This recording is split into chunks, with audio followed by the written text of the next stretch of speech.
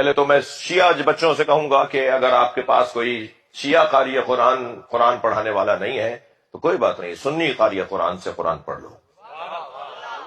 قرآن دو قرآن نہیں ہے، شیعوں کا قرآن اور سنیوں کا قرآن۔ جی یہ 40 پاروں کا قرآن فلاں کی بکری کھا گئی، یہ ہمارا عقیدہ نہیں ہے، یہ ہماری کسی کتاب میں نہیں لکھا ہوا۔ میں ذمہ دار لوگوں میں سے ہوں، بیان کر رہا ہوں، ہماری کسی کتاب میں نہیں لکھا ہوا کہ قرآن 40 پاروں کا تھا اور فلاں کی بکری 10 پارے کھا گئی۔ بکری تمہاری ہے، جواب ہم دیں؟ ہمارا اس بکری سے کیا تعلق جو قرآن کھا جاتی ہو؟ جب اللہ نے کہہ دیا کہ ہم نے قرآن کو نازل کیا ہے اور ہم ہی اس کی حفاظت کرنے والے ہیں، تو دنیا کی کون سی طاقت ہے جو قرآن کا کوئی سورہ کھا جائے؟ اللہ بچانے والا ہے نا۔